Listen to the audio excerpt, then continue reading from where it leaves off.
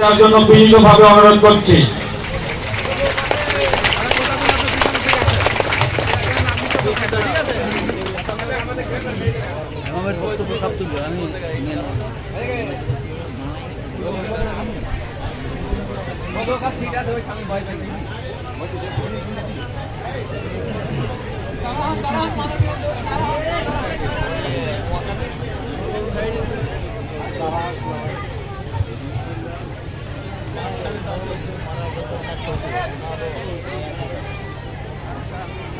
দাঁড়াইলে আর দেখা যায় না।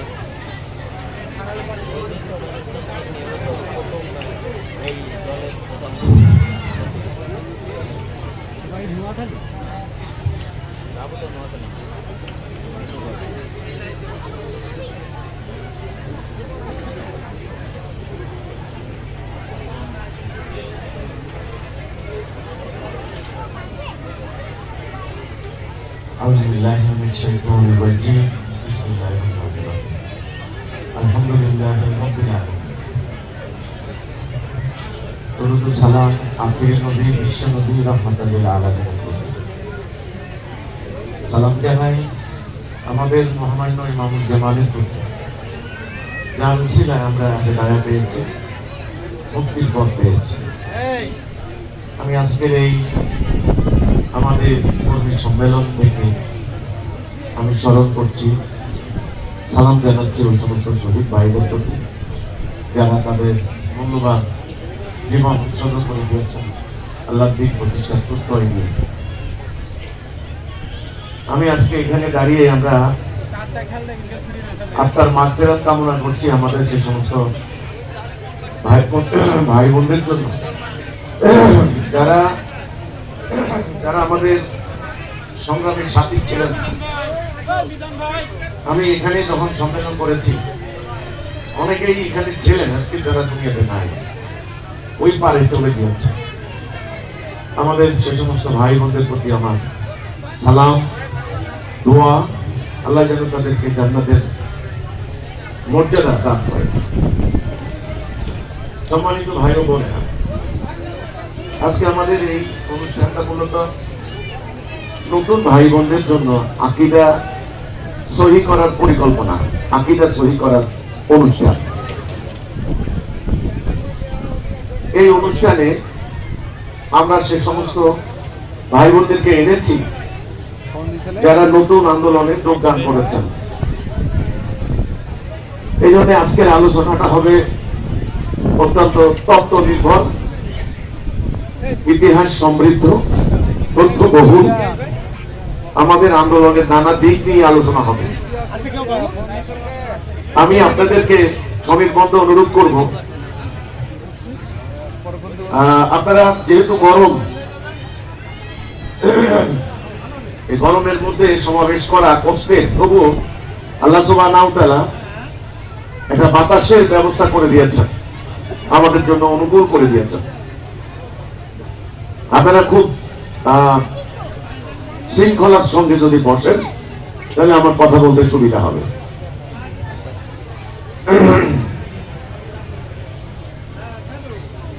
আমি প্রথমত জানতে চাইব, আমাদের এখানে আজকে আমার বক্তব্য সরাসরি শুনতে এসেছেন এই ধরনের নতুন ভাই বোনদের তারা কারা, আপনাদের সংখ্যা কত? আপনারা একটু কষ্ট করে হাত তোলেন। মাশাআল্লাহ, আলহামদুলিল্লাহ, আলহামদুলিল্লাহ, হাত নামান। আমার আসলে জনসভা বক্তব্য, এই জনসভা, এই বক্তব্যটা আমার কিন্তু প্রতিনিয়ত চলছে।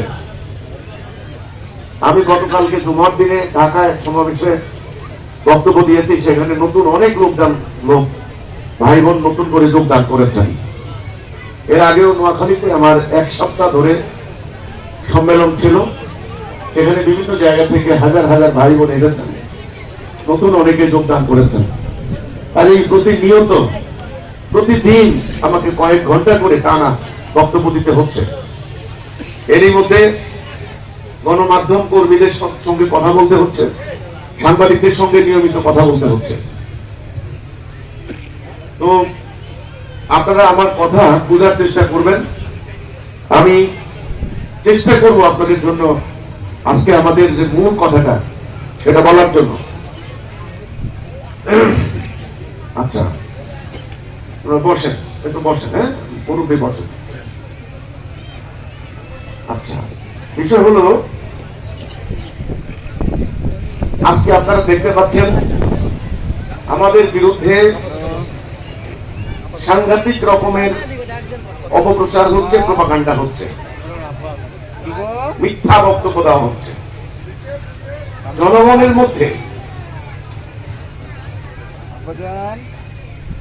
জনগণের মধ্যে একটা নেগেটিভ বার্তা, একটা নেতিবাচক ধারণা দেওয়ার চেষ্টা হচ্ছে। এটা কারা করছে? আমাদের সমাজে আলেম নামধারী, আমি এদেরকে সত্যিকারের আলেম মনে করি না। সত্যিকারের আলেম কোনোদিন মিথ্যা কথা বলতে পারে না। সত্যিকারের আলেম কোনোদিন অন্যের চরিত্র হনন করে কথা বলতে পারে না। সত্যিকারের আলেম অন্যায়ভাবে অন্যকে হত্যার হুমকি দিতে পারে না।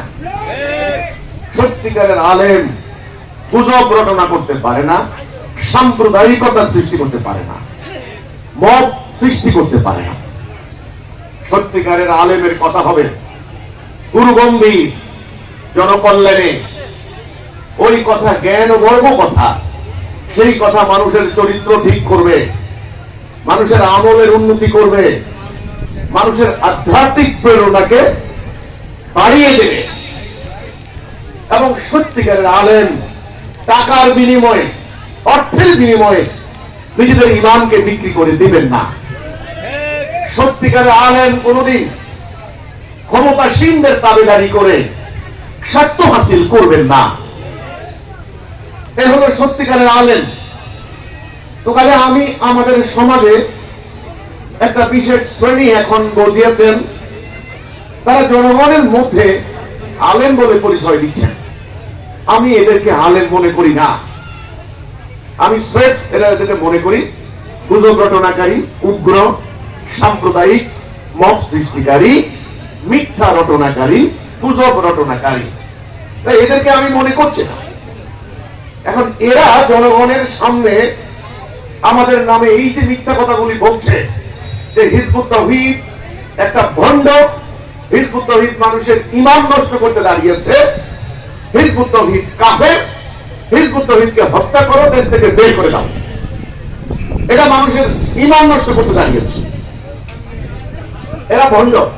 এই যে কথাটা বলে আপনারা দেখবেন সোশ্যাল মিডিয়া, সামাজিক যোগাযোগ মাধ্যম বলে এখন বলে, এটার নাম সোশ্যাল মিডিয়া বলে, মানে ফেসবুক আছে, ইউটিউব আছে এবং অন্যান্য মাধ্যম আছে।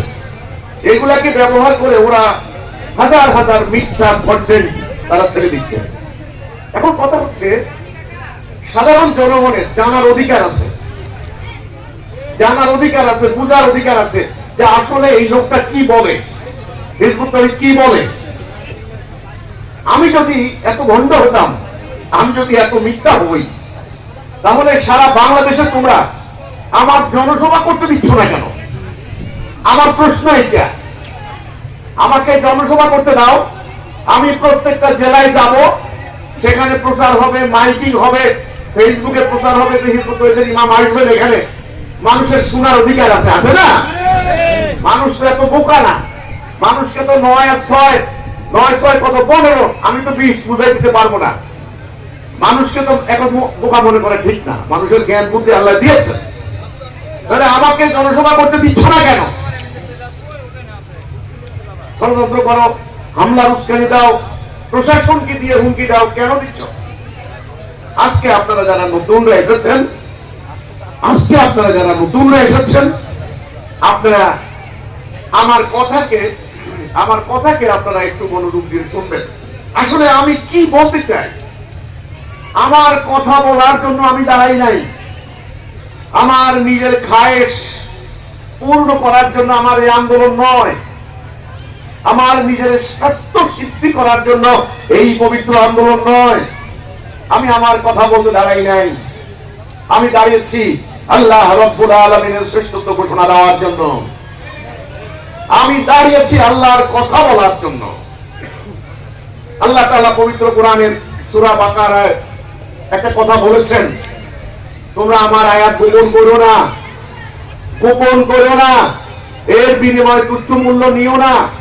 আরেকটা আয়াত আল্লাহ বলেছেন, যারা গোপন করে তাদের উপর আল্লাহ লানত। সাবধান, আল্লাহর আয়াত কিন্তু গোপন করা যাবে না। আপনি কিছু বলবেন, কিছু বলবেন না, এটা কিন্তু হবে না। আপনি যখন বলার দায়িত্ব নিয়েছেন সম্পূর্ণরূপে বলতে হবে। আপনি যখন ঈমান এনেছেন পূর্ণাঙ্গ রূপে ঈমান আনতে হবে, কথাটা বলতে হবে। কিন্তু সূরা বাকারা 208 নম্বর আয়াত, হে মুমিনরা তোমরা সর্বাত্মক রূপে ইসলামে প্রবেশ করো, ফিসিলমে কাফা, 100%। কিছু মানবা কিছু মানবা না, এটা হবে না, এটা ঈমান হবে না। আল্লাহ বলেন, আমি অংশীদারি পছন্দ করি না, আমি অংশীদারিত্ব পছন্দ করি না। এটা আল্লাহর কথা। আল্লাহ শিরিক ক্ষমা করেন না। কিছু মানবেন কিছু মানবেন, হবে না। আবার আপনি আল্লাহর কথা বলতে যাবেন, আল্লাহ বললেন,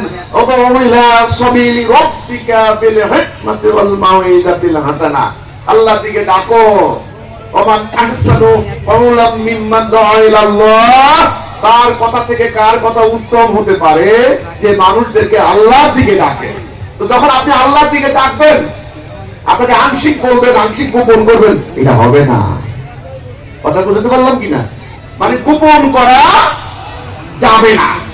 আল্লাহ ঠিক যেটা করতে বলেছেন ঠিক সেটা জনগণকে বলতে হবে। এবার আছেন, বলার সময় আপনাকে উত্তম যুক্তি ব্যবহার করতে বলা হয়েছে। হিকমা, হিকমা মানে প্রজ্ঞা, নলেজ, উইজডম, এটার নাম হলো হিকমা। মানে উইজডম, নলেজ, উত্তম যুক্তি, রেফারেন্স, সুন্দর করে কথা উপস্থাপন করা। এটাকে আল্লাহ মাওয়াইদাতুল হাসানা, হাসান মানে সুন্দর, এখানে মাওয়াইদ মানে ওয়াজ, ওয়াজ বক্তব্য, উপদেশ। তাহলে আল্লাহর কথা বলতে গিয়ে উগ্রতা হবে না, আল্লাহর কথা বলতে গিয়ে মিথ্যা হবে না, আল্লাহর কথা বলতে গিয়ে নিজের নফসের পূজা করা হবে না, আল্লাহর কথা বলতে গিয়ে টাকার কোনো অর্থের কোনো লেনদেন করা হবে না। কথা মনে থাকবে? তাহলে দেখেন, আমার কথা হলো যেটা সত্য সেটা বলতে হবে। সেটা কি? আপনারা যারা নতুনরা যোগদান করেছেন, নতুনরা এই আন্দোলনে এসেছেন, আমি আপনাদেরকে সর্বপ্রথম যে কথাটা বলবো, সঠিক সম্যক ধারণা না থাকলে আপনি আন্দোলন করবেন না। আন্দোলনে কোনো ফল আপনাকে দিতে পারবেন না, আপনিও পাবেন না।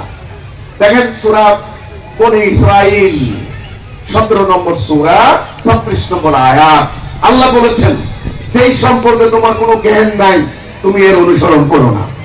আগে জানো, তোমাকে দৃষ্টি দেওয়া হয়েছে, তোমাকে কান দেওয়া হয়েছে, তোমাকে মানে হৃদয়ে দেওয়া হয়েছে, দেখো, শোনো এবং উপলব্ধি করো। সূরা জুমারের 18 নম্বর আয়াতে বলেছেন আল্লাহ যে তুমি মনোযোগ দিয়ে কথা শোনো, এর মধ্যে যেটা উত্তম সেটা গ্রহণ করো। তাহলে মনোযোগ দিয়ে কথা শুনতে বলা হয়েছে।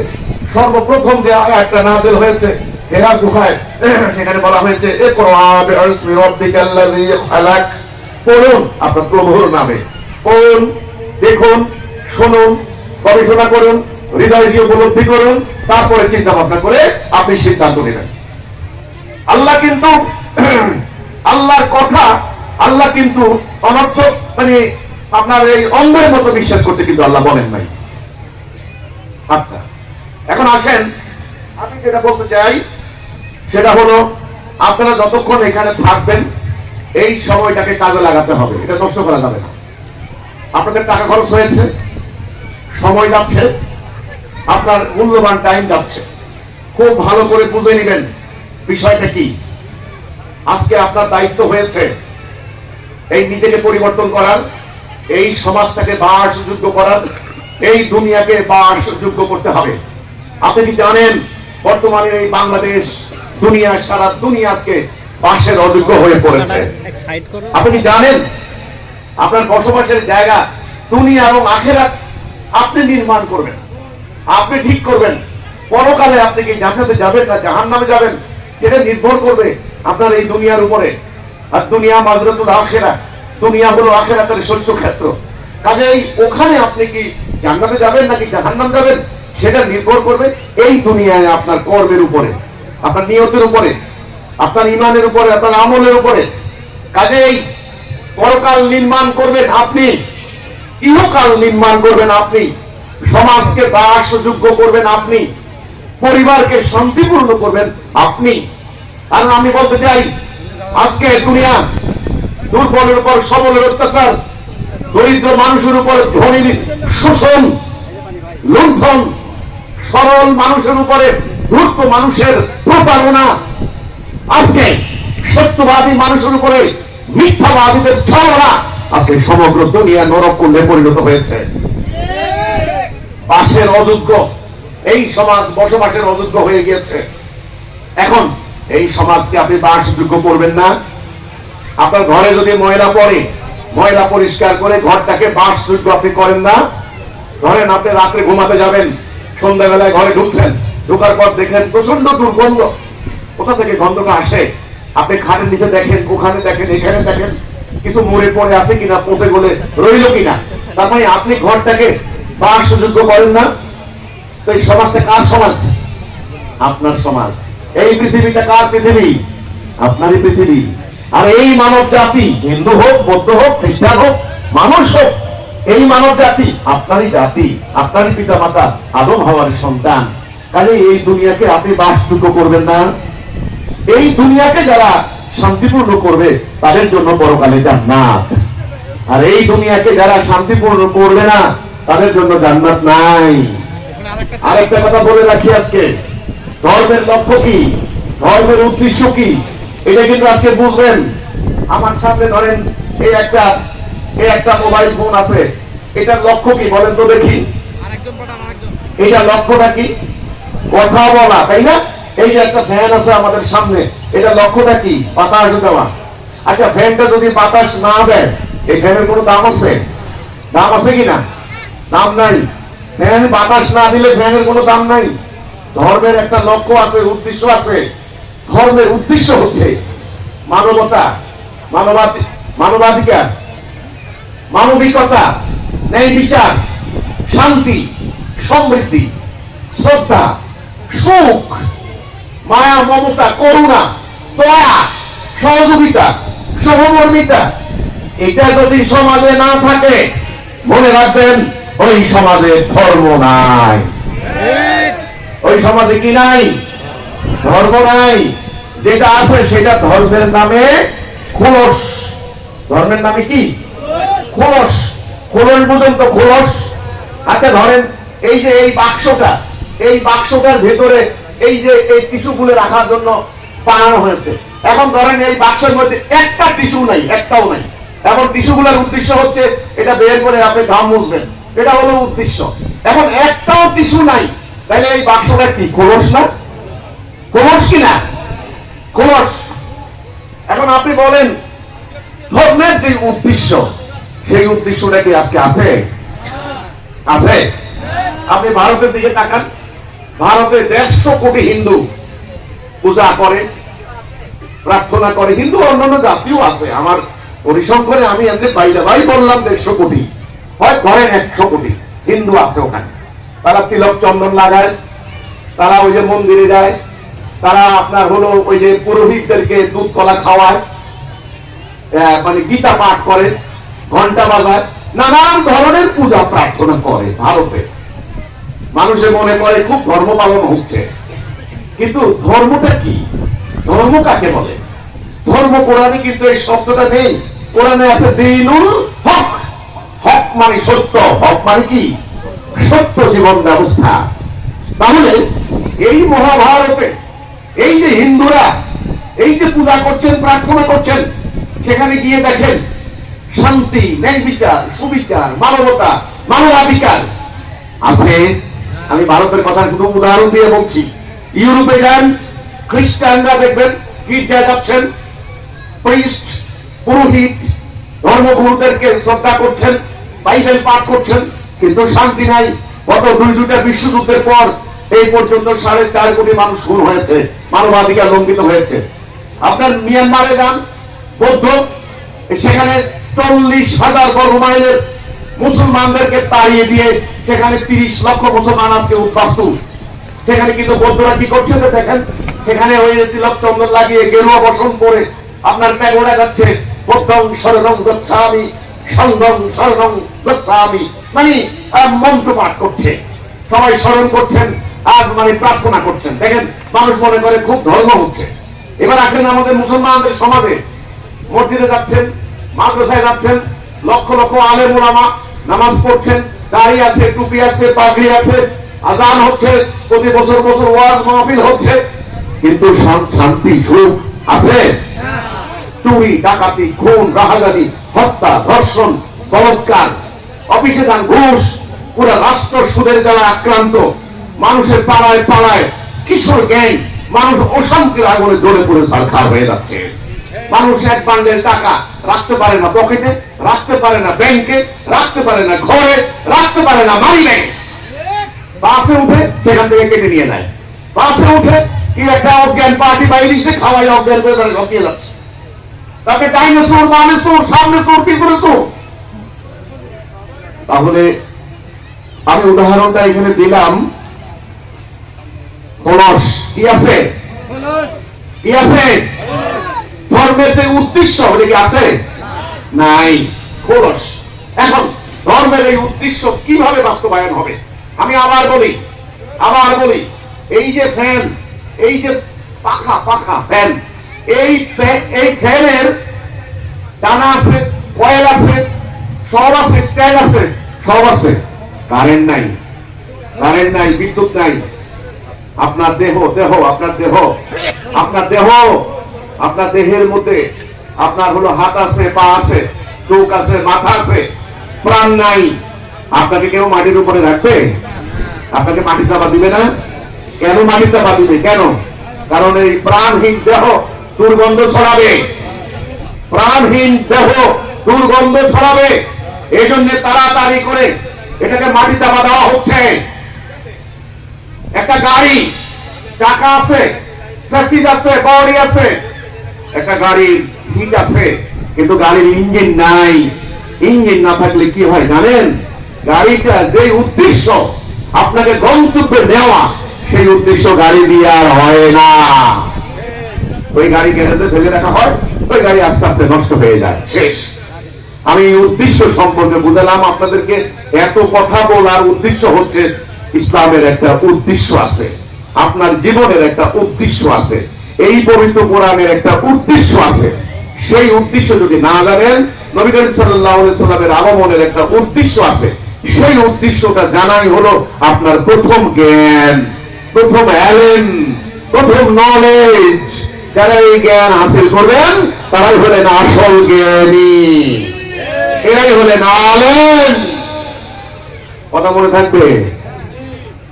থাকবে? তাহলে আবার বলি, ধর্মের উদ্দেশ্য কি? শান্তি, সুবিচার, ন্যায় বিচার। ইসলামের উদ্দেশ্য কি? শান্তি, সুবিচার, ন্যায় বিচার, মানবতা, মানবাধিকার, সুখ।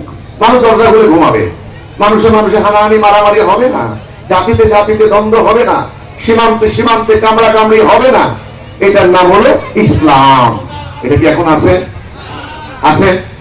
তাহলে কি আছে? দাড়ি আছে, টুপি আছে, পাগড়ি আছে, পায়জামা আছে, মসজিদ আছে, মাদ্রাসা আছে, সব আছে না? তাহলে ওই শান্তিটা নাই কেন? ঈমান নাই। কি নাই? ঈমান নাই। আবার বলি, একটা ফ্যানের কয়েল আছে, দানা আছে, পাটি আছে, সব আছে, কারেন্ট নাই। কারেন্ট না থাকার কারণে ফ্যানের যে উদ্দেশ্য বাতাস, ওটা দিচ্ছে না। তাহলে আমাদের ইসলামের মসজিদ আছে, মাদ্রাসা আছে, আলেম ওলামা আছে, ঘরে ঘরে কোরআন শরীফ আছে, হাদিস আছে, মাহফিল হয়, তসবিহ তাহলিল হয়, কি নাই? ঈমান নাই। কি নাই? ঈমান নাই। এই কথাটা বুঝতে হবে। আমাদের কি নাই? ঈমান নাই। নতুন ভাইরা কি আমার কথা বুঝতে পারছেন? নাই, ঈমান নাই। ঈমান না থাকার কারণে ইসলামের যে লক্ষ্য, ইসলামের যে উদ্দেশ্য, ওটা হাসিল হচ্ছে না। এখন কেমনে ঈমান নাই? কিভাবে ঈমান নাই এটা বুঝতে হবে না? এটা বুঝতে হবে কিনা? ঈমানের উদ্দেশ্য কি? ঈমানের উদ্দেশ্য হচ্ছে লা ইলাহা। ঈমানের কথাটা কি বলেন?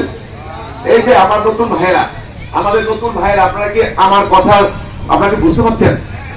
হ্যাঁ, কথা বুঝতে পারছেন? আপনার কথা বুঝতে পারছেন? ইসলামটা শুরু কি দিয়া?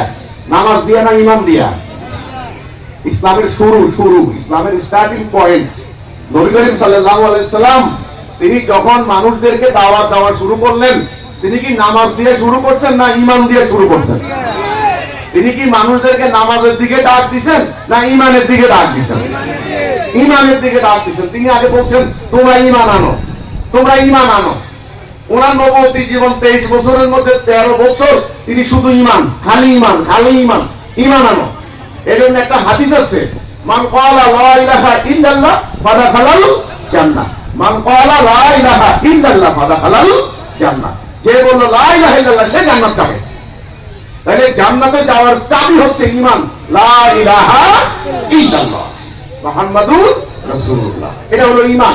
এটা আগে, নামাজ পড়ে। 1 নম্বরে ঈমান, 1 নম্বরে নামাজ না। আবার আমার কথা টুইস্ট করে আপনার সমালোচনা করা হয়, বলে এই লোকটা বলে নামাজ রোজা দরকার নাই।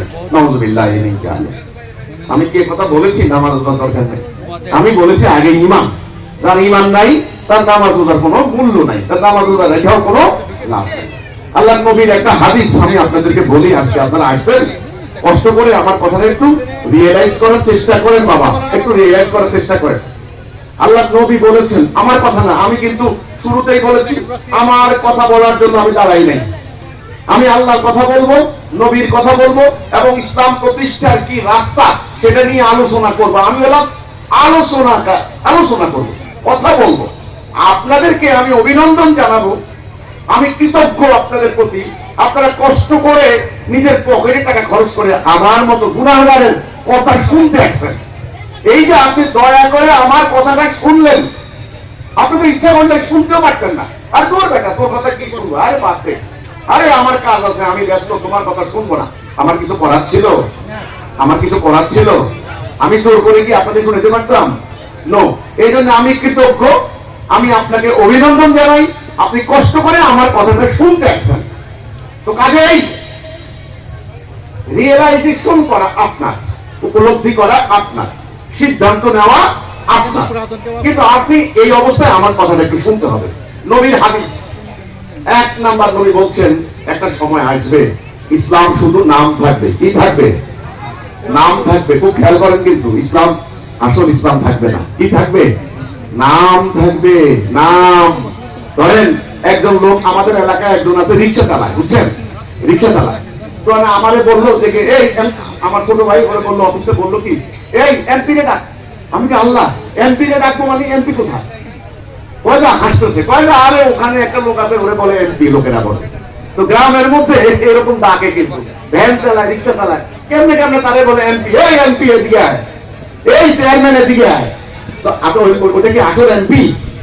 নামের এমপি। ওটা কি পার্লামেন্টে ঢুকতে পারবে? ঢুকতে পারবে না। আমাদের অবস্থা সেটা খুব খেয়াল করেন। রাসূল বলছেন ইসলাম শুধু নাম থাকবে। খেয়াল করেন। 2 নাম্বার, কোরআন শুধু অক্ষর থাকবে। রাসূল কিন্তু বলেন না যে কোরআন থাকবে না, কোরআন গায়েব হয়ে যাবে, কোথাও তোমরা কোরআন শরীফ খুঁজে পাইবে না। No no no no no no. রাসূল বলছেন কোরআন শুধু অক্ষর থাকবে। অক্ষর আছে না? অক্ষর মুখস্থ করা হচ্ছে না, অক্ষর তাফসীর করা হচ্ছে না, টাকা কামাই করে খাওয়া হচ্ছে না, কিন্তু অক্ষরের প্রয়োগ আছে, অক্ষরের বাস্তবায়ন কি আছে? কোরআন মোতাবেক এই সমাজ কি চলে? তো কি হয়েছে? কোরআন শুধু কি থাকবে? অক্ষর থাকবে। মসজিদ গুলি হবে লোকে লোকারণ্য, সেখানে হেদায়াত থাকবে না। কি থাকবে না? হেদায়াত। রাসূল বলেন না যে মসজিদ থাকবে না, কোনো মসজিদ পাইবে না কোথাও। না না না না, এত মসজিদ, আলিশান মসজিদ, এসি মসজিদ, টাইলসের মসজিদ, মসজিদ আছে কিন্তু, বাট সেখানে কি নাই? হেদায়া নাই। ওরে বাপরে বাপ, হেদায়া মারাত্মক জিনিস ভাই। আপনি বলেন, আমি বলি আপনার হাত আছে, পা আছে, চোখ আছে, কান আছে, প্রাণ নাই, এ থাকা হইল? ঠিক তেমনি মসজিদ আছে, মসজিদের মিম্বর আছে, মিনার আছে, টাইলসের মসজিদ, সেই মসজিদের মুসল্লিদের হেদায়া নাই। মারাত্মক কথা, কি মারাত্মক কথা ভাই, এটা নাই। এই কথাটা আজকে হিজবুত তাওহীদ বলার জন্য দাঁড়িয়েছে আল্লাহর পক্ষ থেকে। এরপরে শেষ পয়েন্ট এই হাদিসের, আল্লাহ রাসূল বলছেন আসমানের নিচে নিকৃষ্ট হবে তাদের আলেম সমাজ, তারা ফিতনা সৃষ্টি করবে, সেই ফিতনা তাদের দিকেই ধাবিত হবে। ফিতনা কথাটা ভয়ঙ্কর। কোরআনে আল্লাহ তাআলার একটা আয়াত আছে, ফিতনা হত্যা অপেক্ষা গুরুতর। ফিতনা হত্যা অপেক্ষা কি গুরুতর। আরেকটা আয়াতে আল্লাহ মুমিনদেরকে নির্দেশ দিচ্ছেন, ফিতনা নির্মূল করার জন্য কিতাল করো, যুদ্ধ করো। এই ফিতনা সৃষ্টি করবে আলেম সমাজ। খুব খেলাখেলি কথা না ভাই, খুব কঠিন কথা। আমার কথা না, দয়া করে আমার কথা নিবেন না। এই আলেমদের সাথে আমার কোনো দ্বন্দ্ব নাই, শত্রুতা নাই, কোনো বিদ্বেষ নাই, তাদের সাথে আমার কোনো পারিবারিক কোনো বৈবাহিক সম্পর্ক নাই, আমি কোনো লেনদেনও করি না। কিন্তু তাহলে কেন, ব্যাপারটা কেন তারা আমার বিরুদ্ধে এরকম উঠে পড়ে লাগছেন কেন?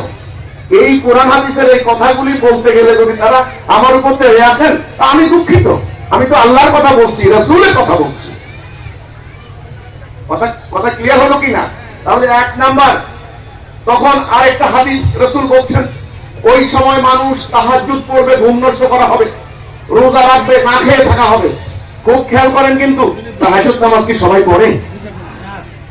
সবাই পড়ে না। তাহাজ্জুদ নামাজ কারা পড়ে? একেবারে মুকাম্মল ঈমান ছাড়া তাহাজ্জুদ নামাজ পড়ে না, সে তাহাজ্জুদ নামাজ হবে না। কি সাংঘাতিক ব্যাপার। তাহলে পান্ডে যারা নামাজের কি অবস্থা হয় এখন দেখেন। রোজা রাখবে, সেটা হবে উপবাস, রোজা হবে না। ওই সময় সমগ্র জাতি তোমাদেরকে হত্যা করবে, সমগ্র জাতি তোমাদেরকে হত্যা করবে। সাহাবীরা বললেন যে ইয়া রাসূলুল্লাহ, আমরা কি সংখ্যায় এত কমে যাব? বলতে না না, তোমরা সংখ্যায় হবে অগণিত, কিন্তু হলে কি হবে? ভেসে যাওয়া আবর্জনা। আমি কোন বস্তু কেন আবর্জনা হয় আপনারা বলেন তো দেখি, কেন আবর্জনা হয়? কেন আবর্জনা হয় আপনারা বলেন? কোন বস্তু যদি তার লক্ষ্য হারিয়ে যায়, উদ্দেশ্য হারিয়ে যায়, এই বস্তু আর বস্তু থাকে না, এটা অপ্রয়োজনীয় আবর্জনা। কথা বুঝতে পারলাম কিনা? এই বাক্সটা, এই যে আমার সামনে এই যে মনিটর সাউন্ড বাক্স, আপনি বলেন তো এগুলা কি জন্য? শব্দ বড় করার জন্য। আচ্ছা, এটা যদি শব্দই বড় না করে এটা কি হয়ে যাবে? আবর্জনা। আবর্জনা না? ওরে আপনি বিক্রি করে দেবেন শের মাপা, ও কি করবে? এবার ওই ভাঙারি দোকানে হাতুড়ি দিয়ে ভাইয়ে ভাইয়া ওই প্লাস্টিক আলাদা করবে, লোহার টুকরা থাকলে আলাদা করবে, ভাইকে এবার স্কুল বার করে দেবে। আবর্জনা। রাসূলুল্লাহর হাদিস, রাসূল বলছেন তোমরা সংখ্যা হবে অগণিত, কোটি কোটি অগণিত, ভেসে যাওয়া আবর্জনা। আমার কথা না, কেন ভেসে যাওয়া আবর্জনা হয়ে গেলাম? এখন আমার এই বক্তব্য নিয়ে যদি আপনি যদি জনগণের এই অজ্ঞ জনসাধারণের সামনে বলে হিজবুত তাওহীদের ইমাম বলছে মুসলমানরা গেলে আবর্জনা, মুসলমানরা নাকি আবর্জনা, একথা কি আমি বলেছি? আমি বলি নাই, রাসূল বলেছেন। কেন আবর্জনা হয় বলেন তো দেখি? কেন আবর্জনা হয় বলেন তো দেখি? উদ্দেশ্য না থাকলে, লক্ষ্য না থাকলে, তাই না? উদ্দেশ্য হারিয়ে গেলে।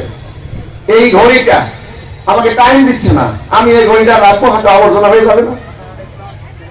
তাহলে মুসলিম জীবনের উদ্দেশ্য কি? একটা উদ্দেশ্য আছে না?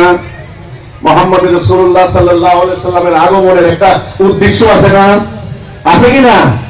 আছে। এই কোরআনের একটা উদ্দেশ্য আছে না? উদ্দেশ্য হারিয়ে গেলে এর কোনো মূল্য আছে? ভাইরা আমার, আজ এই উদ্দেশ্যটা জানানোর জন্যই আপনাদের সামনে এসে হাজির হয়েছে।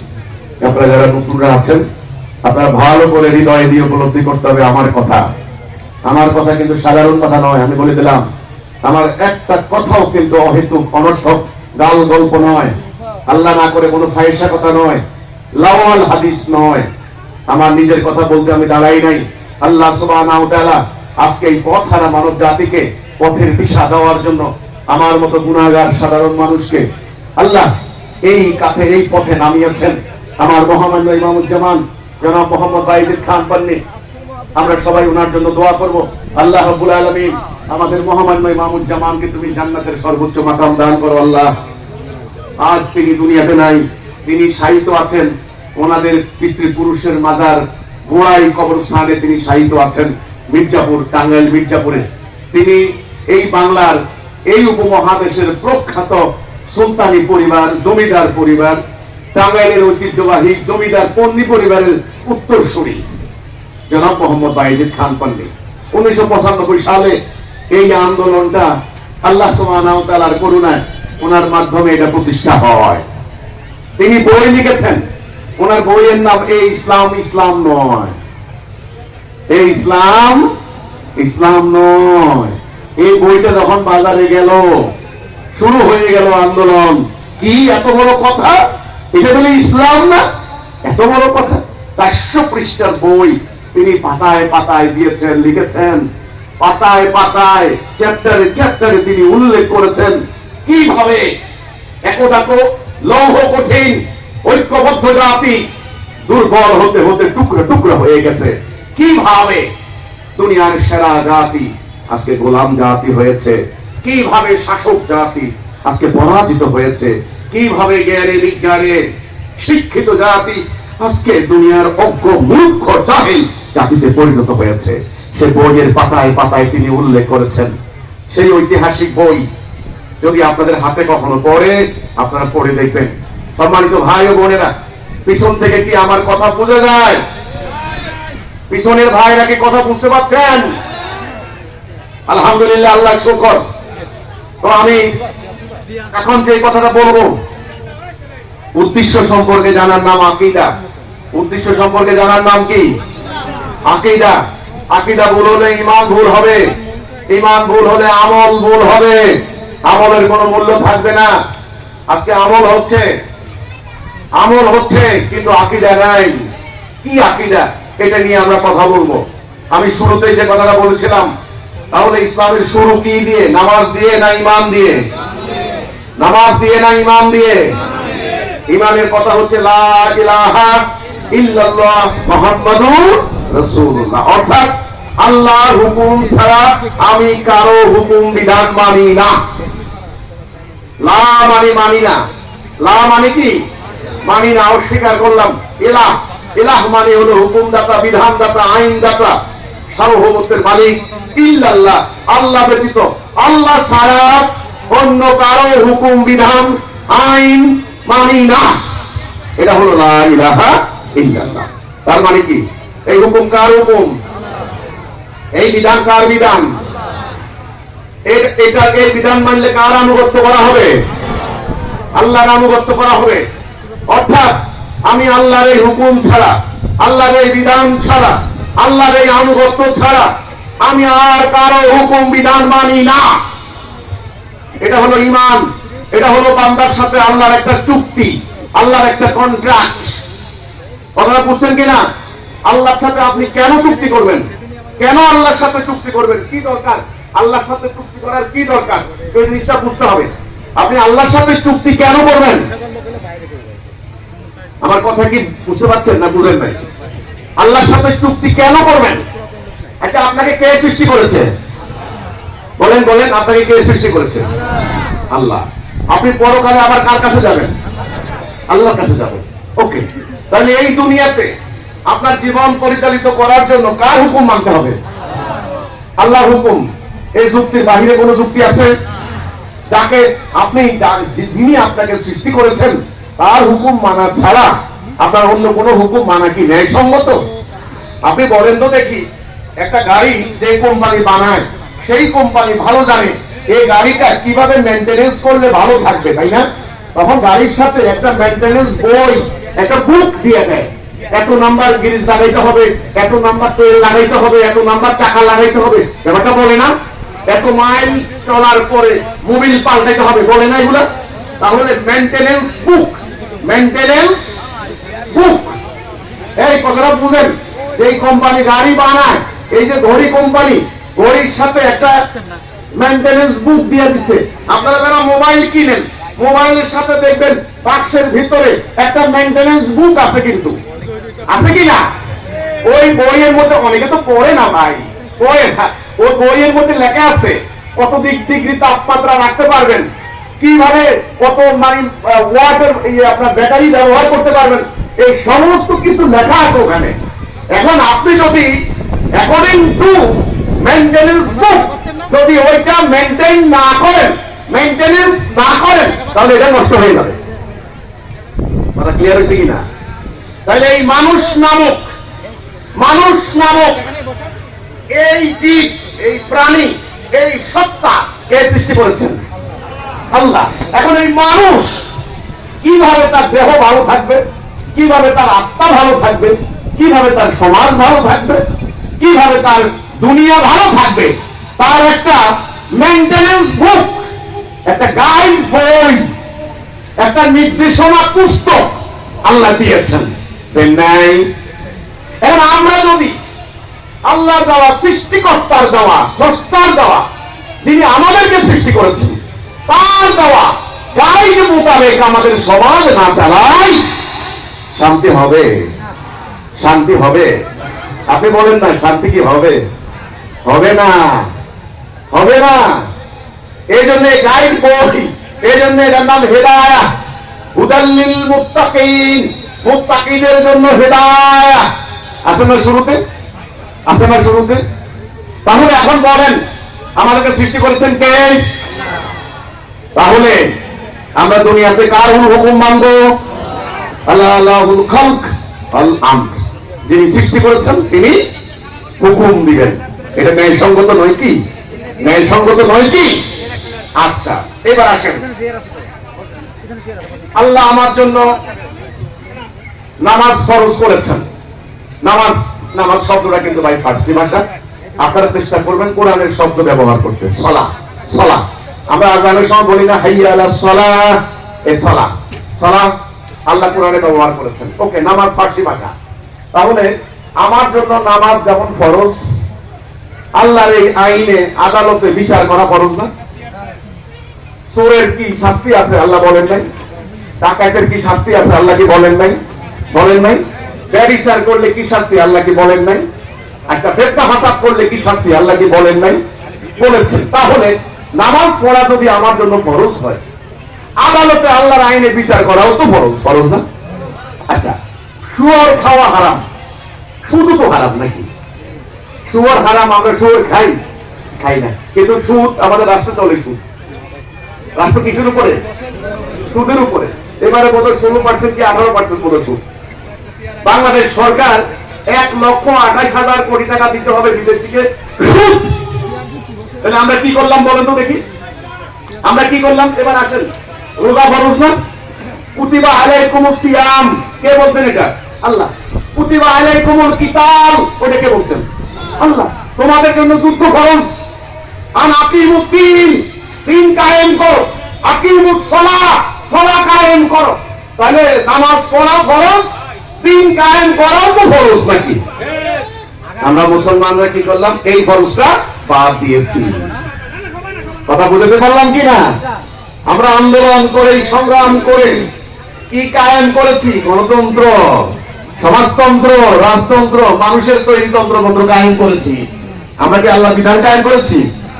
এই ভাই আপনারা, এই বোনেরা, আমার বোনেরা, বোনেরা, আহারে বোনেরা, সারাটা জীবন সংসার করতে করতে করতে করতে করতে, রান্না বান্না করতে করতে, বাচ্চা কাচ্চা লালন পালন করতে করতে করতে জীবন শেষ।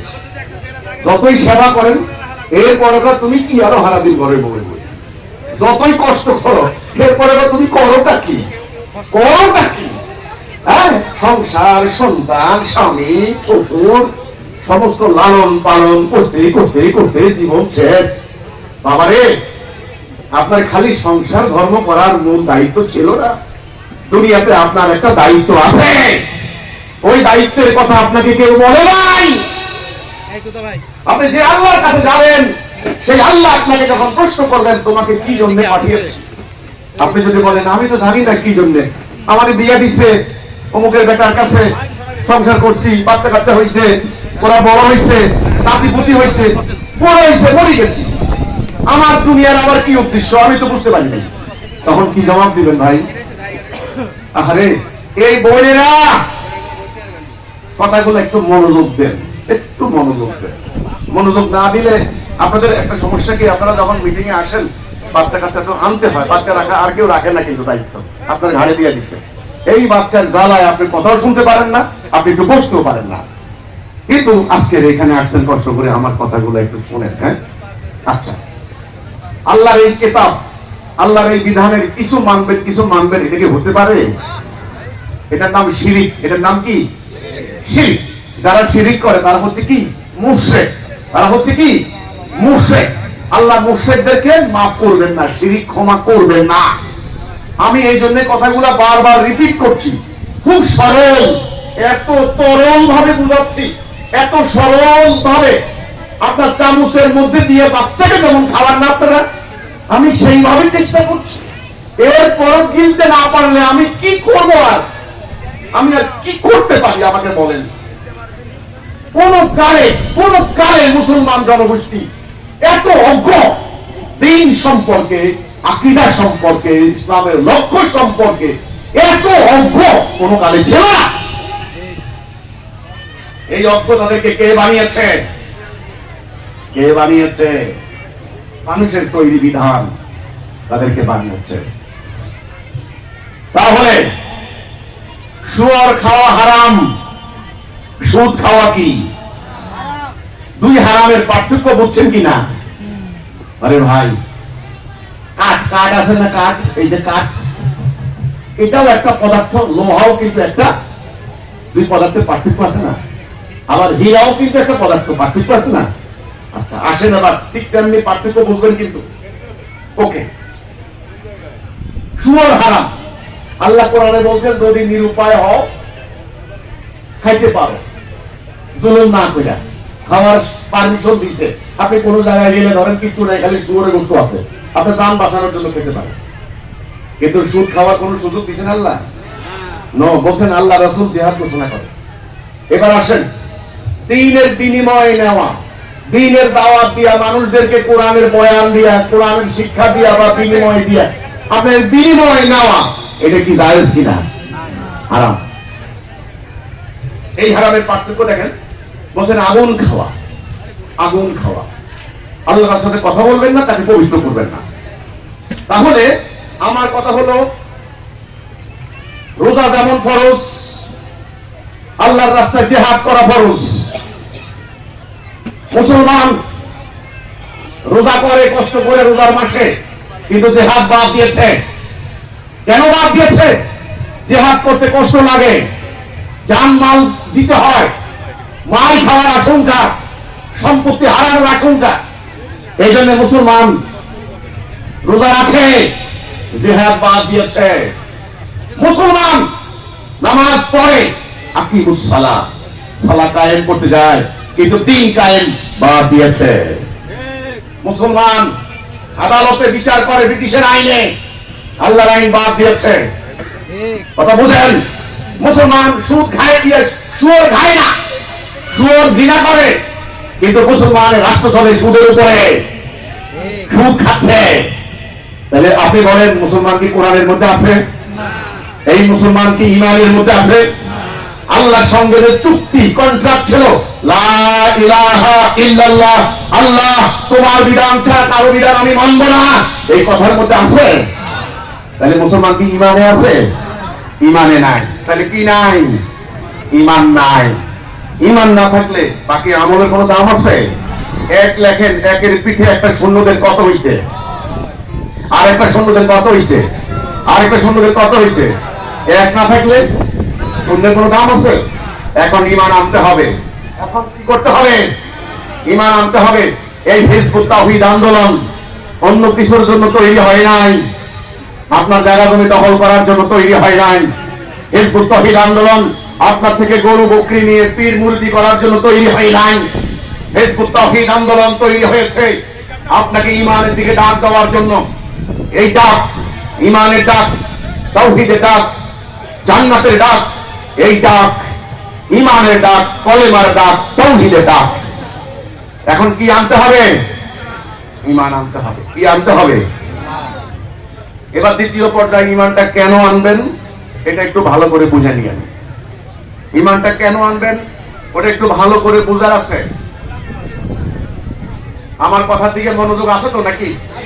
আছে তো?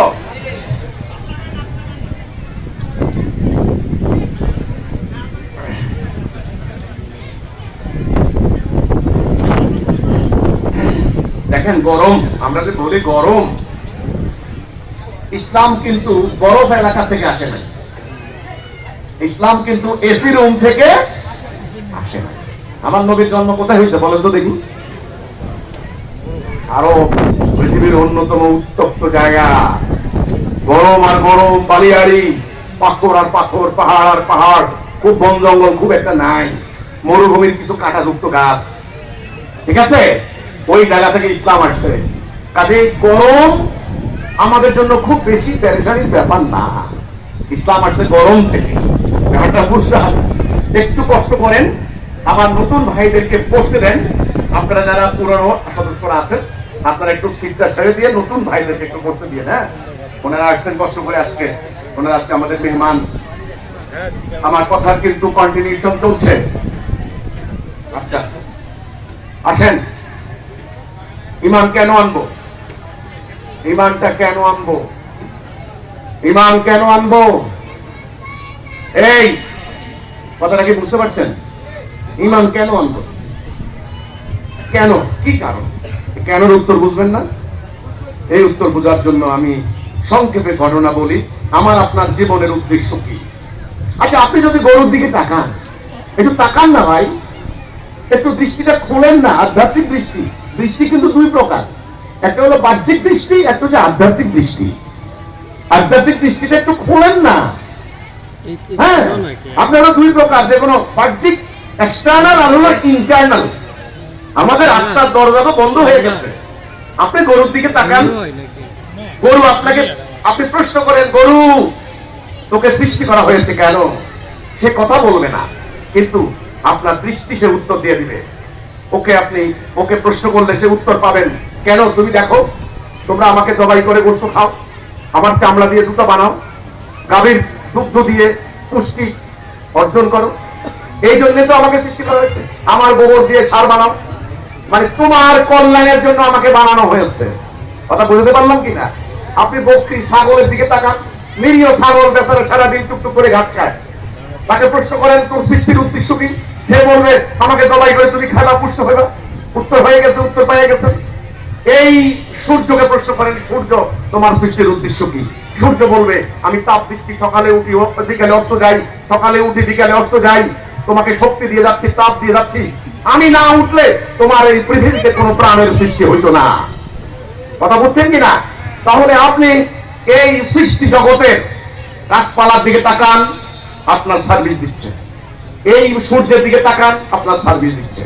মৎস্যকুল, পক্ষীকুল, বাতাস, oxygen, hydrogen, nitrogen, carbon dioxide, যা কিছু আপনি দেখেন সব দেখবেন আপনার সার্ভিস দিয়ে যাচ্ছে।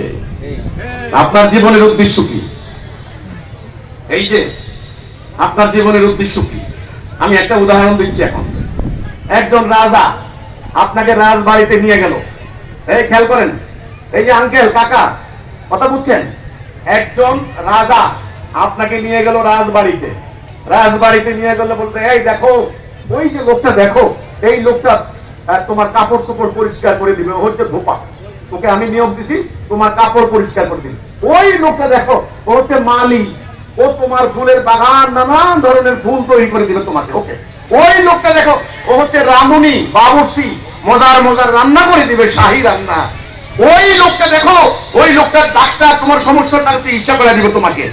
এই যে পুরো রাজবাড়িতে শত শত লোক আপনার এই কাজ করবে, ওই কাজ করবে, আপনি কি রাজারে প্রশ্ন করবেন না, মহারাজ আমার কি কাজ, আমার কি কাজ? প্রশ্ন করবেন না? প্রশ্নটা করবেন না? কথা বুঝতে পারলাম কি না? এই যে আমাকে রাজবাড়িতে সবাই মিলে সেবা দিয়ে গেল, সার্ভিস দিচ্ছে, আনন্দ দিচ্ছে, মজা দিচ্ছে, খাবার দিচ্ছে, আমাকে যা দরকার সঙ্গে সঙ্গে আমি পাচ্ছি, তো আমার কি কাজ? এই রাজবাড়িতে আমারে কেন আনলেন? আমার কি কাজ? প্রশ্ন করবেন না? প্রশ্ন করবেন না? প্রশ্ন করবেন না? এই যে ভাই, এই প্রশ্ন করবেন না? এই দুনিয়াতে যে আপনি আসলেন, এই দুনিয়ার সমস্ত সৃষ্টি আপনাকে সেবা দিয়ে যাচ্ছে, পানি, বাতাস, আগুন, আপনার কি কাজ? প্রশ্ন করবেন না? আপনার কাজ, আপনাকে তিনি দায়িত্ব দিয়েছেন, স্রষ্টা রব্বুল আলামিন তিনি আপনাকে দায়িত্ব দিয়েছেন, আপনার কাজ, আপনি তার খলিফা, তার প্রতিনিধি, তার পক্ষ থেকে দুনিয়াতে প্রতিনিধিত্ব করবেন। আমেরিকা, আমেরিকার সরকার, আমেরিকা, বাংলাদেশে আমেরিকার রাষ্ট্রদূত আছে না? আমেরিকার রাষ্ট্রদূতের কি কাজ? সরকারের যে কাজ, রাষ্ট্রদূতের সেই কাজ, মানে বাংলাদেশে আমেরিকার পক্ষে প্রতিনিধিত্ব করা। কথা ক্লিয়ার হয়েছে কিনা? আচ্ছা, এবার আসেন, আমার আপনার কাজ কি এটা একটু বুঝেন ভালো করে, এটা বুঝলেই পুরো ব্যাপারটা বুঝে যাবেন। আল্লাহ রাব্বুল আলামিন সমগ্র আসমান, জমিন, গ্রহ, নক্ষত্র, বৃক্ষরাজি, তরুলতা, পর্বতমালা তিনি সৃষ্টি করেছেন। কুন হাও ফায়াকুন, হয়ে গেল। আল্লাহ ইরাদা করলেন তিনি অন্য একটা সৃষ্টি করবেন, তার নাম দিলেন তিনি খলিফা। তিনি ফেরেশতাদের সামনে বললেন, আমি দুনিয়াতে খলিফা বানাবো, তোমরা কি বলো? মালায়েকরা বলল, ক্বালু আতাজালু, তারা বলল এরা তো দুনিয়াতে ফাসাদ ওয়া সাফাকুদ দিমা করবে। আল্লাহ বললেন, আমি জানি তুমি জানো না, তোমরা জানো না। তিনি ঠনঠনা মাটি, আঠালোযুক্ত মাটি দিয়ে আদমকে বানালেন। কাকে বানালেন? আদমকে বানালেন। তিনি বললেন, আমি যখন এর ভেতরে আমার রূহ ফুঁকে দেব, সবাই সেজদা করবা। সবাই বলতে কে? সমস্ত মালায়েক। সমস্ত মালায়েক মানে ফেরেশতা বলি আমরা, সমস্ত মালায়েক সবাই সেজদা করবা। কাকে সেজদা করবা? আদমকে। কাকে সেজদা করবা? আদমকে। কাকে সেজদা করবো? আদমকে। সেজদা মানে কি? আনুগত্য। সেজদা মানে কি? আনুগত্য। সেজদা মানে আনুগত্য। এই যে ভাই, আপনার কি নাম? হ্যালো, এই যে ভাই, আপনার কি নাম? শিমুন। আপনি কোন জায়গা থেকে আসছেন? হ্যাঁ, চুয়াডাঙ্গা। আচ্ছা শিমুন, আপনি কি আমার কথার দিকে মনোযোগ আছেন? বলেন তো সেজদা মানে কি? মনোযোগ নাই। আমি জানি তো, আমার সামনে 5,000 লোক থাকলে আমি বলতে পারবো যে কোন লোকটা আমার দিকে মনোযোগ নেই। কষ্ট করে আসছেন, হ্যাঁ, তাহলে বলেন তো সেজদা মানে কি? আনুগত্য। আপনার ফোন দেখলে আমি বুঝি আপনি কোন শব্দটা উচ্চারণ করছেন। আ বললে ফোন দুটা মিলবে না। এখন বলেন সেজদা মানে কি? আনুগত্য। বলেন, আনুগত্য। সেজদা মানে কি? আনুগত্য। কার আনুগত্য? আল্লাহ। তাইলে আল্লাহ ফেরেশতাদেরকে সেজদা করতে বলছেন কাকে? আদমকে। কাকে? আদমকে। আদম বলেন, আদম। আদম, আদম, হ্যাঁ আদম। আমাদের বাবা আদম, একথা মনে রাখবে, এটা আমাদের বুড়া। এডাম, এডাম ইংরেজিতে বলে এডাম। তাহলে আমরা আদম সন্তান, আমরা বনিয়ে আদম। একটু মনোযোগ দেন, হ্যাঁ, একটু মনোযোগ দেন, একটু মনোযোগ দেন, কষ্ট দেন প্লিজ। নাহলে কিন্তু আপনারা আশা দেওয়া কিন্তু খুব কঠিন। এটা কিন্তু একটা একাডেমিক আলোচনা, এটা কিন্তু ক্লাসের মতো একাডেমিক আলোচনা, এটা কিন্তু নাচের ক্লাস না। এটা একটা শব্দ আপনি মিস করবেন, পরবর্তী আলোচনা আপনি কিচ্ছু বুঝবেন না। আচ্ছা, এই আলোচনা কি ভার হচ্ছে কিনা? ভার হচ্ছে কিনা? আলোচনা কিন্তু ভার হচ্ছে, ভার হচ্ছে কিনা? একটু দাঁড়ান তো, দাঁড়ান তো, দাঁড়ান তো, দাঁড়ান, দাঁড়ান।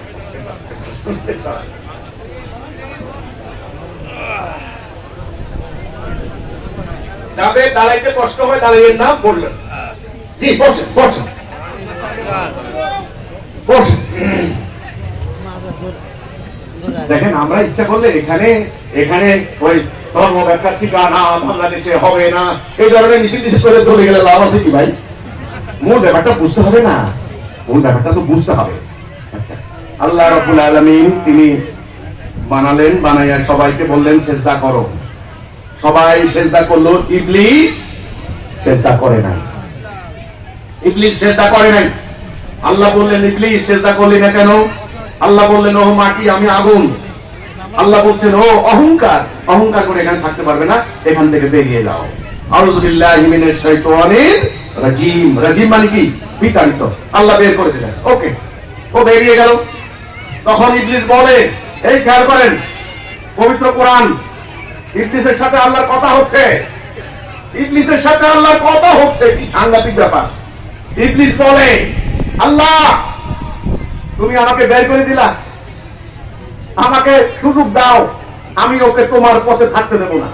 আল্লাহ বললেন, আরে যা যা, তোকে কিয়ামত পর্যন্ত সুযোগ দিলাম, যা, উত্থান দিবস পর্যন্ত সুযোগ দিলাম, তুই তোর অশ্বারোহী পদাতিক বাহিনী দ্বারা হামলা কর, ওদের ধনে ধনে শরীক হয়ে যা।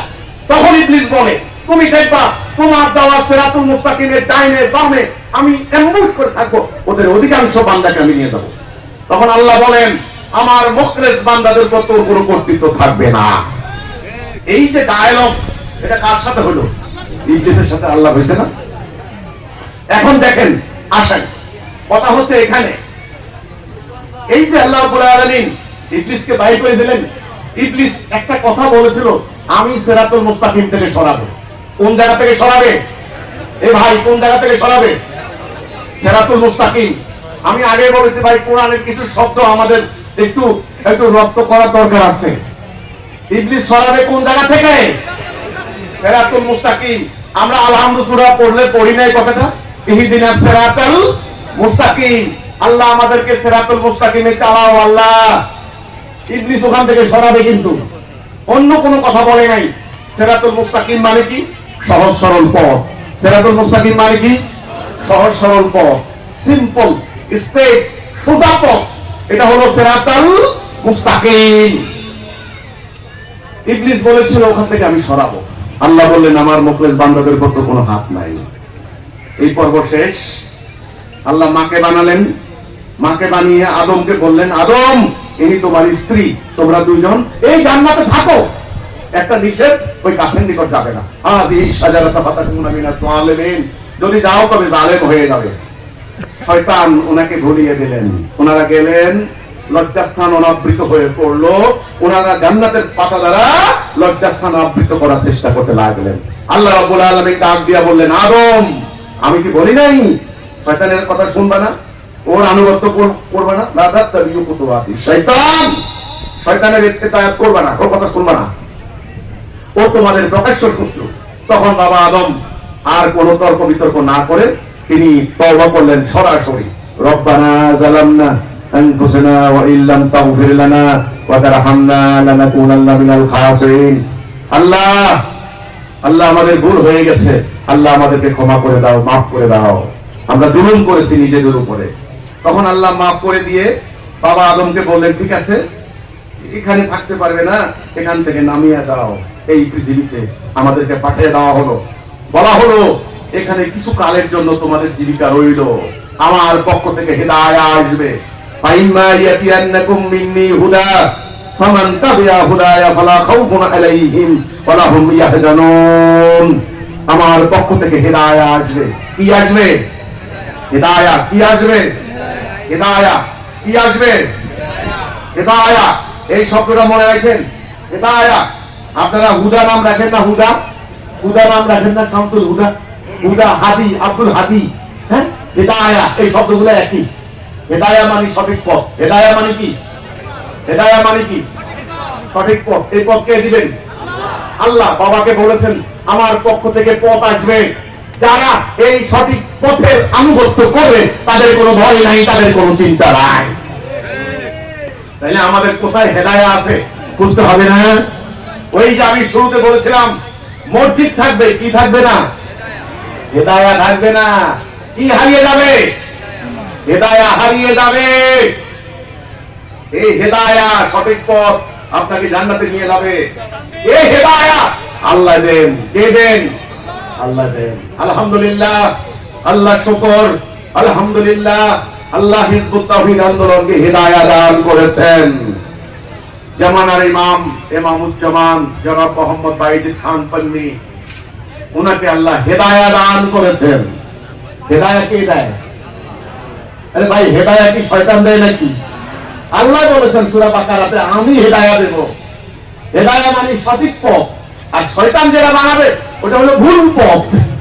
পথ দুই প্রকার। পথ কয় প্রকার? দুই প্রকার। একটা হলো সঠিক পথ, এটার নাম হেদায়া। একটা হচ্ছে ভুল পথ, এটার নাম দলালা। পথ কয় প্রকার? দুই প্রকার। কথাটা বুঝতে হবে কিন্তু। তাহলে আমরা এই যে দুনিয়াতে আসলাম, এখন আমার কথার সামারি বলেন, আমাদের সৃষ্টির উদ্দেশ্য কি বলেন তো দেখি। আবার বলি, এই বোতলটার উদ্দেশ্য কি? পানি রাখা।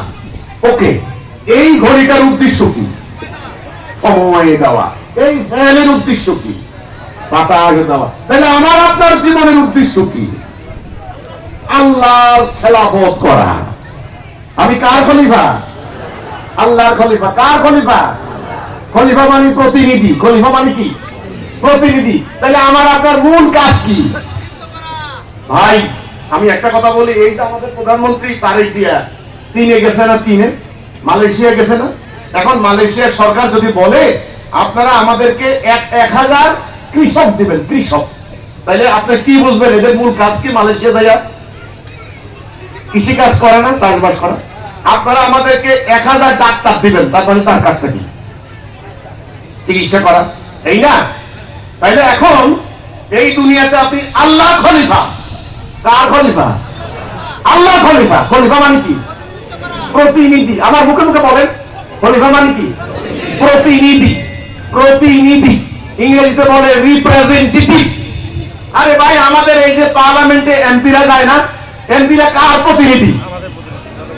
জনগণের প্রতিনিধি। এমপি কথা বলা মানে কি? জনগণ কথা বলতেছে। এমপিও বলে, দাঁড়াইয়া বলে, মাননীয় স্পিকার জনগণ আমাকে ভোট দিয়েছে, আমি জনগণের কথা বলতে হবে, জনগণের কথা না বললে আমি জনগণের কাছে যাইতে পারবো না। বলে নাই যে? তাহলে সংসদে একজন এমপি কার প্রতিনিধি? প্রতিনিধি। ভাই এই কথাগুলি খুব, আমি আজকে আপনাদেরকে দাওয়াত দিচ্ছি। এটা আকীদার আলোচনা, এটা আকীদার আলোচনা, এটা অন্য জনসভার মতো না। এটা একটা একটা করে পুরো ব্যাপারটা বুঝে নিতে হবে। বুঝে না নিলে আপনারা লড়াই করবেন না, আপনারা জীবন দিবেন না। কতখানি বুঝলে পরে, সত্য বুঝলে পরে সন্তানকে কোরবানি দিয়ে দিচ্ছে, স্বামী স্ত্রীকে, স্ত্রী স্বামীকে কোরবান দিয়ে দিচ্ছে, কতখানি বুঝলে পরে বাড়ি ঘর ক্ষেত খামার বিক্রি করে দিচ্ছে, কতখানি সত্য বুঝলে পরে। এই জন্য হালকা পাতলা বলে না, হালকা পাতলা বুঝতে চলবে না। এই আফসা আফসা আফসা নো নো নো নো, ওই কচু পাতার পানি না না, সামান্য বাতাসে পানি উড়ে গেছে, কোনো লাভ নাই। এই জন্য আমার কর্তব্য হচ্ছে আমি আপনাদেরকে ভালো করে বুঝাবো, বুঝানোর পর দায়িত্ব পালন করার জন্য মাঠে নামবেন। মাঠে নামবেন। মাঠে না নামলে এটা কায়েম হবে না, এমনি এমনি কায়েম হবে না, মুখের কথা হয়ে যাবে নাকি? এই জন্য এই পর্বটা বুঝানোর পর্ব। এই পর্ব কিসের পর্ব? বুঝে নেওয়ার পর্ব, ভালো করে জানার পর্ব, শিক্ষার পর্ব। এই জন্য এই পর্বটা একটু কঠিন। এখানে মনটা লাগবে স্থির, মন আনসান মুক্ত হইতে হবে। মন আছে তো আমার দিকে? মন আছে কিনা আমার দিকে? আমার দিকে মন আছে? এই যে আপনারা কি কথা শুনতে পাচ্ছেন? আচ্ছা ওকে, আবার প্রশ্ন করি তাহলে, দুনিয়াতে আমার সৃষ্টির উদ্দেশ্য কি? এক কথায় উত্তর দিবেন। এই দুনিয়াতে মানব জাতির সৃষ্টির উদ্দেশ্য কি? আল্লাহর খেলাফত করা। আল্লাহর খেলাফত করা। আমরা যেন আল্লাহর খেলাফত করতে না পারি। আমাদের প্রধান শত্রুকে ইবলিস। আমাদের প্রধান শত্রুকে ইবলিস। তাহলে এখন আমার সামনে দুনিয়াতে দুটি পথ, দুটি রাস্তা, একটা হলো ডাইন, একটা হলো বাম, এটা হলো সত্য, এটা হলো মিথ্যা, এটা হলো আল্লাহর হুকুম, ওটা হলো ইবলিসের প্ররোচনা, ইবলিসের পথ। এটা হলো আল্লাহর পথ।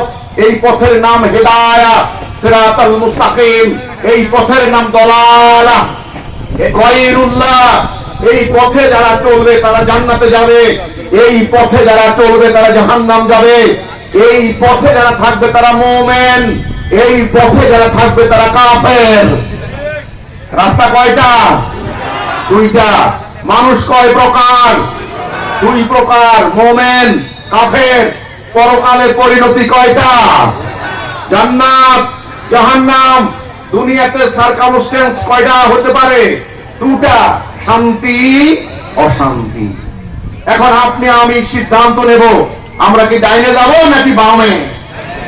ডাইনে। কেন ডাইনে যাব? এটা হিদায়াত, এটা আল্লাহর পথ। কার পথ? আল্লাহর পথ। এই পথের শেষ মাথা কোথায়? জান্নাত। এই যে আমরা সিদ্ধান্ত নিলাম এই দুনিয়াতে, এটা আমাদের সিদ্ধান্ত নেওয়ার ক্ষমতা আমাদেরকে দেওয়া হয়েছে। এটার নাম স্বাধীন ইচ্ছা শক্তি। এটার নাম কি? স্বাধীন ইচ্ছা শক্তি। আমার সঙ্গে সঙ্গে পড়েন, স্বাধীন ইচ্ছা শক্তি, স্বাধীন ইচ্ছা শক্তি, স্বাধীন ইচ্ছা শক্তি। এটা হলো আমার পরীক্ষা। আমি কি ডান দিকে যাই নাকি বাম দিকে যাই? আমি কি আল্লাহর আনুগত্য করি না ইবলিসের আনুগত্য করি? এটা আল্লাহ দেখবেন। যদি আমি আল্লাহর আনুগত্য করি এটার একটা ফল পাবো, আর যদি আমি ইবলিসের আনুগত্য করি এটারও একটা ফল পাবো। কথা বুঝতে পারলাম কিনা? এটা আপনার পরীক্ষা। আপনার সামনে, আপনার হাতে তেঁতুলের বীজ দেওয়া হয়েছে, আপনার হাতে ফজলি আমের বীজ দেওয়া হয়েছে। কোনটা রোপণ করবেন আপ টু ইউ। যেটা রোপণ করবেন ওই ফল আপনি খাবেন, আপনার বংশ খাবে, খাইতে হবে, ফল করবে। এখন আপনি কি তেঁতুলের বীজ রোপণ করবেন না আমের বীজ রোপণ করবেন? এটা আপনার সিদ্ধান্ত। এখন আপনারা বলেন, এই দুনিয়াতে আমরা কার আনুগত্য করব? কার খেলাফত করব? কার হুকুম মানব? মুমিন হব না কাফের? দুনিয়া থেকে শান্তি চাই না অশান্তি? যদি শান্তি চান, যদি আল্লাহ খেলাফত চান এবং পরকালে জান্নাতে যেতে চান, তাহলে আল্লাহর সাথে চুক্তি করতে হবে। লা ইলাহা ইল্লাল্লাহ মুহাম্মাদুর রাসূলুল্লাহ। আবার বলেন, লা ইলাহা ইল্লাল্লাহ মুহাম্মাদুর রাসূলুল্লাহ। লা ইলাহা ইল্লাল্লাহ মুহাম্মাদুর রাসূলুল্লাহ। কথাটা কি বুঝতে পারলাম? এইটাই হলো বান্দার সাথে আপনার চুক্তি। আমি প্রশ্ন করেছিলাম কেন ঈমান আনবো, প্রশ্ন উত্তর দিয়ে দিলাম। এখন কেন ঈমান আনবো প্রশ্ন করেছিলাম না? ঈমান আনবো এই জন্যে, আল্লাহকে একমাত্র ইলাহ হিসেবে না মানলে আল্লাহর আনুগত্য হবে না, আল্লাহর খেলাফত হবে না। তাই আল্লাহর খেলাফত করতে হবে আল্লাহর হুকুমের আনুগত্য করার মধ্য দিয়ে। কথা ক্লিয়ার হয়েছে কিনা? আল্লাহর খেলাফত করতে হবে কিভাবে? আল্লাহর হুকুমের আনুগত্য করার মধ্য দিয়ে। ইবলিস কি করবে? ইবলিস আমাকে রোজা রাখতে বাধা দিবে না। যত পারো রোজা রাখো, মসজিদ বানাইতে বাধা দিবে না। যত পারো মসজিদ বানাও, কিন্তু ইবলিস আল্লাহর আনুগত্য করতে দিবে না। কথা ক্লিয়ার? এখন আপনি বলেন, আমরা মানব জাতি, পুরো মানব জাতি, আপনার সমাজ, আপনার রাষ্ট্র, আপনার পুরো মানব জাতির দিকে খেয়াল করেন। এই এবার কিন্তু উত্তর দিতে হবে। দেখি আপনারা বলেন তো, এখন দিনের বেলা না রাতের বেলা? আপনি বলেন কাকা, আপনি বলেন, আপনার নাম? জি, এখন রাতের বেলা না দিনের বেলা? ফাইন, দিনের বেলা।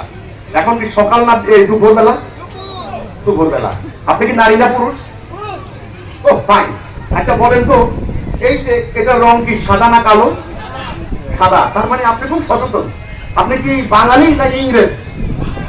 বাঙালি। ও কি দারুণ, মানে আপনি খুব সচেতন। আপনি সমাজ সম্পর্কে, নিজের সম্পর্কে খুব সচেতন। ওকে, এখন কি হাসিনার সরকার না বিএনপি সরকার? আপনি এটা জানেন না? এখন রাষ্ট্রকে চালায় বিএনপি সরকার না আওয়ামী লীগের সরকার? ওরে বাপ রে বাপ, কি সচেতন, রাজনৈতিক সচেতন, দারুণ। আপনি কি এখন কুষ্টিয়ার মাটিতে আছেন না কক্সবাজার? কুষ্টিয়ার মাটিতে, কি দারুণ। তার মানে খুব সচেতন আপনি। এইবার দেখা যাবে কতখানি সচেতন।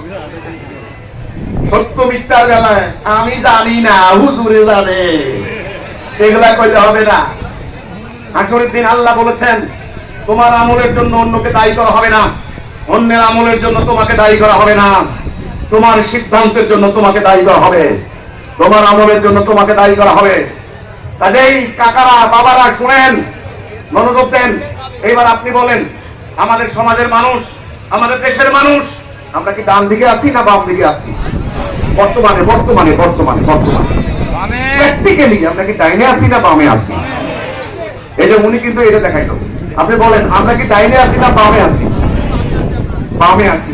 আমরা কি আল্লাহর আনুগত্য করি নাকি মানুষের আনুগত্য করি? তাহলে আমরা কি এখন আল্লাহর সংজ্ঞা মোতাবেক কি মুমিন আছি না কাফের হয়ে যাচ্ছি? তাহলে সিদ্ধান্ত নেন, বাম দিকে চলতে চলতে মানব জাতি কোথায় যাবে? শেষকালে জাহান্নাম যাবে। হিজবুত তাওহীদ আন্দোলন আল্লাহর ইচ্ছায় তৈরি হয়েছে। এই পথ হারা দলালার দিকে চলে যাওয়া, জাহান্নামের দিকে চলে যাওয়া, মানব জাতিকে জান্নাতের পথে পরিচালিত করা। আশা করি পরিষ্কার। এখন মানুষ কি ডাইনে আছে না বামে? মানুষ কি আল্লাহর আনুগত্য করে না ইবলিসের? আল্লাহর খেলাফত করে না ইবলিসের? এই কারণে দুনিয়াতে অশান্তি। এই কারণে কি দুনিয়াতে অশান্তি। এখন এই মানব জাতিকে ডাক দিতে হবে, হে মানুষ, ওইদিকে যাইও না, সিরাতুল মুস্তাকিমে আসো, তাওহীদে আসো, আল্লাহর আনুগত্য করো। আমার সামনে যারা বসে আছেন আজকে, আপনারা কি ঈমান আনবেন? এই কথার উপরে কি ঈমান আনবেন? না, আপনারা বুঝতে হবে ঈমান আনবেন বললে তো হবে না। আপনারা বুঝতে হবে যে ঈমান নাই। এই কথা বুঝতে হবে, ঈমান নাই, এটা কিন্তু বুঝতে হবে। আপনি যখন গ্রামে যাবেন তখন আরেকজন ওই কোন একটা পাড়ার মুন্সি মোল্লা এসে আপনারা বলবো, এই বেটা কি এর ঈমান নাই, আমরা কি আল্লাহ বিশ্বাস করি না? হঠাৎ তখন আপনি বলবেন, তাই তো, আসলে কেন্দ্রের ঈমান নাই, ঈমান তো আছে, আমরা তো আল্লাহ বিশ্বাস করি, আল্লাহ আছেন, আল্লাহ খাওয়ান। আপনারা পাল্টা প্রশ্ন করবো, এই তুমি আল্লাহ বিশ্বাস করো না, তুমি কি মূর্তি পূজা করো না? বলে, না না না, আমি তো মূর্তি পূজা করি না, আস্তাগফিরুল্লাহ, আমি মূর্তি পূজা করুন কেন? তো আমার তো ঈমান আছে, আমি তো আল্লাহ বিশ্বাস করি। ব্যাপারটা কিন্তু বুঝে নিবেন, কিন্তু ব্যাপারটা বুঝে নিবেন। মক্কার কাফেররা কি আল্লাহ বিশ্বাস করতো না? এই মক্কার কাফেররা কি আল্লাহ বিশ্বাস করতো না? মক্কার কাফেররা কি হজ করতো না? মক্কার কাফেররা কি খাতনা করতো না? তাহলে মক্কার কাফেররা কাফের হলো কেন? কাফের হলো কেন? আল্লাহকে ইলাহ মানে নাই। কি মানে নাই? ইলাহ। আল্লাহ খালেক এটা বিশ্বাস করতো, আল্লাহ মালিক এটা বিশ্বাস করতো, আল্লাহ রাজ্জাক এটা বিশ্বাস করে, কিন্তু একমাত্র আইনদাতা, হুকুমদাতা আল্লাহ এটা বিশ্বাস করবে না। কথা বুঝতে পারলাম কি না? মক্কার কাফেররা আল্লাহকে কি মানতো না? ইলাহ মানতো না। কি মানতো না? ইলাহ মানতো না। ইলাহ মানে কি? যার আদেশে, যার হুকুমে রাষ্ট্র চলবে, সমাজ চলবে, অর্থনীতি চলবে, দুনিয়া চলবে, তিনি হলেন ইলাহ। তাহলে আমরা আল্লাহকে বিশ্বাস করি, আল্লাহ আছে, আল্লাহ খাওয়ান, কিন্তু আল্লাহর আদেশ মানি না। এই জন্য ঈমান নাই, তাওহীদে নাই। আরে ভাই, আপনার আব্বাকে আপনি বিশ্বাস করেন না? আপনার আব্বা, আপনি যদি কেউ যদি বলে তোমার আব্বাকে অমুক, বিশ্বাস করেন না? এই একটা ব্যাপার আলাদা। কিন্তু আপনার আব্বা বলেছে, এই রাত্রিবেলায় হাট বাজারে যাবি না, আপনি বলেন দূর, আজকালকার হাট বাজারে না ঘুরলে হয় নাকি? এই ভোরবেলায় উঠবি, আরে দূর, 12টা বাজে ঘুমোতে উঠবি, আপনার কথা শুরু যায় নাকি? এই মাদক খাবি না, আরে মদ না খাইলে কি আধুনিকতা বোঝা যায় নাকি? আমি আস্তে আস্তে অসুস্থ হয়ে গেলাম, পুলিশের খাতা অপরাধী হয়ে গেলাম, আল্লাহকে অবিশ্বাস করেছি, আব্বাকে কি অবিশ্বাস করেছি যে এনে আমার আব্বা না, এটা অবিশ্বাস করেছি? নো। কি করেছি? আব্বার হুকুম অমান্য করেছি, আব্বার আদেশ নিষেধ এটা অমান্য করেছি। কথা বুঝতে পারলাম কিনা? আমরা মুসলমানরা, আমরা কি আল্লাহকে অস্বীকার করেছি? টাকা আপনার নাম কি? আপনার নাম কি? আপনার নাম আব্দুল ওয়াহাব। আব্দুল ওয়াহাব, আপনি কি আমার কথা বুঝতে পারছেন? বুঝতে পারছেন? আমরা আল্লাহকে কি সৃষ্টিকর্তা হিসেবে অস্বীকার করেছি? না। তাহলে আমরা কি কাজ করেছি? আল্লাহর এই হুকুমটাকে অমান্য করেছি। যে হুকুম যেটা করতে বলেছেন আমরা সেটা করি না, ফলে আমরা কি হয়ে গেছি? ঈমান থেকে আউট, কলেমা থেকে আউট। আশা করি বুঝতে পেরেছেন, আশা করি বুঝতে পেরেছেন। এখন আমাদের কি কর্তব্য হবে? ঈমান আনা। ঈমান আনা, এই ঈমান আনার ডাক হিজবুত তাওহীদ দিচ্ছে।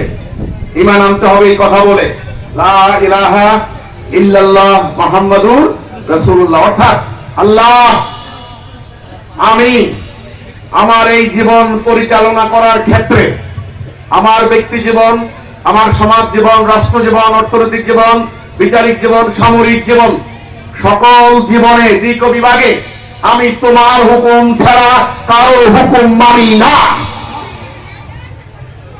এই ঈমান আনবেন আপনারা? এই ঈমান আনবেন কে কে? দেখি এই ঈমান আনবেন কে কে? মাশাআল্লাহ, আলহামদুলিল্লাহ, আল্লাহর শুকর। হাত নামান। যদি আপনারা বুঝে শুনে ঈমান আনেন, যদি আপনারা বুঝে শুনে ঈমান আনেন, তবে আমি আপনাদেরকে নিশ্চিত করে বলতে পারি আপনারা জান্নাতি, আপনারা মুমিন, আপনাদের সমস্ত গুনাহ আল্লাহ মাফ করে দেবেন। ঠিক আছে? কথা ঠিক আছে কিনা? এবার ঈমান আনলাম, ঈমান আনলাম। কার প্রতি ঈমান আনলাম? কি কথার উপর ঈমান আনলাম? কি কথার উপর ঈমান আনলাম? অঙ্গীকার, অঙ্গীকার। আমি আপনার লগে অঙ্গীকার করলাম আগামী মানে আগস্টের ভিতরে আপনাকে 2 বস্তা ধান দেব। আমি কিন্তু এটা বলি নাই যে 2 বস্তা স্বর্ণ দিব, এটা কিন্তু বলি নাই। আমি আপনাকে 2 বস্তা ধান দেবো, এটা আপনার সাথে আমার একটা অঙ্গীকার, চুক্তি। এখন এই চুক্তিটা বাস্তবায়ন করতে হবে না? চুক্তিটা বাস্তবায়ন করতে হবে না? বাস্তবায়ন করতে হবে না? হ্যাঁ, আগস্ট মাস কিন্তু শেষ হয়ে গেলে তখন আপনি আমাকে ধরবেন, কি মিয়া তুমি না বলেছিলে আমাকে 2 বস্তা ধান দিবে, তোমার ওয়াদা কোথায় গেল? তখন আমি কি বলবো? এই জন্য আল্লাহর সাথে আমাদের চুক্তি হয়ে গেল। আমরা আজকে চুক্তি করলাম বুঝে শুনে, কারো কোনো রোশনায় কোন লোভে আল্লাহর সাথে আমরা চুক্তি করলাম। কি চুক্তি করলাম? কি চুক্তি করলাম? এই আল্লাহর সাথে আমরা চুক্তি করলাম। কি চুক্তি করলাম? আল্লাহর হুকুম ছাড়া কারো হুকুম মানব না। আল্লাহ, আমরা তোমার হুকুম ছাড়া কারো হুকুম মানব না। এই যে বোনেরা চুক্তি করছেন আল্লাহর সাথে। আরে ভাই, আপনার বিয়ের সময় কিন্তু আপনার হাজবেন্ডের সাথে একটা চুক্তি হয়েছে, কিন্তু এটাও কিন্তু একটা চুক্তি। উনি যখন এই সাক্ষীদের সামনে বললো যে এত টাকা দেন মোহরে তোমাকে বিয়ে করছি, তুমি কি রাজি? আপনি বললেন, আপনি লজ্জায় প্রথমে কিছু কর নাই, প্রথমে কিছু কর নাই, চুপ করে আছেন।